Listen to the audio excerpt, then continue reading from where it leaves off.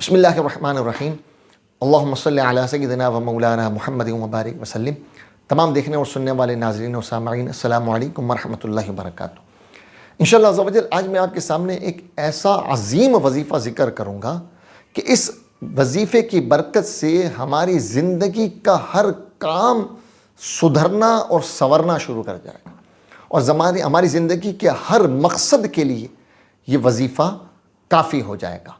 اور اس وظیفے کی خاصیت یہ ہے کہ یہ قرآنی وظیفہ ہے، اور نبی پاک صلی اللہ تعالی علیہ وسلم نے احادیث مبارکہ میں اس وظیفے کے پڑھنے کی تعلیم ارشاد فرمائی۔ چنانچہ حضرت ابو درداء رضی اللہ تعالی عنہ سے روایت ہے کہ نبی پاک صلی اللہ تعالی علیہ وسلم نے فرمایا کہ جو صبح شام یہ وظیفہ جو میں ابھی آگے ذکر کروں گا، صبح اور شام 7 مرتبہ یہ پڑھے، اللہ تعالیٰ اس کے تمام کاموں میں اسے کافی ہو جائے گا۔ بزرگان دین اور علماء کرام فرماتے ہیں کہ ہم بھی اس وظیفے کی پابندی کرتے ہیں، اور اس وظیفے کی برکت سے اللہ تعالیٰ ہمارے ہر مقصد کو پورا فرما دیتا ہے، اور ہماری زندگی کا ہر کام سنور جاتا ہے۔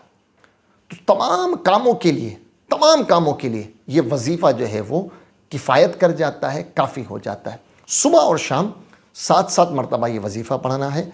چنانچہ اللہ تعالیٰ سورہ توبہ آیت نمبر 129 میں ارشاد فرماتا ہے، حسبی اللہ لا الہ الا ہو علیہ توکلت وہو رب العرش العظیم۔ اس کا ترجمہ بھی سماعت کر لیں۔ تم کہہ دو کہ مجھے اللہ کافی ہے، اس کے سوا کوئی معبود نہیں، میں نے اسی پر بھروسہ کیا اور وہ عرش عظیم کا مالک ہے۔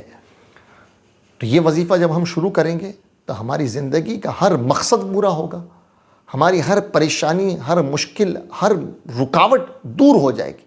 روزانہ صبح اور شام 7 مرتبہ اس وظیفے کو پڑھنا ہے۔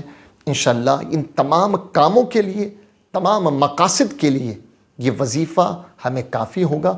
کیونکہ اس میں کیا خاص بات ہے کہ اس میں یہ کہ میں نے اسی پر یعنی رب تعالیٰ پر بھروسہ کیا، اور جو رب تعالیٰ پر بھروسہ کرتا ہے اللہ تعالیٰ اس کے کاموں کو سنوار دیتا۔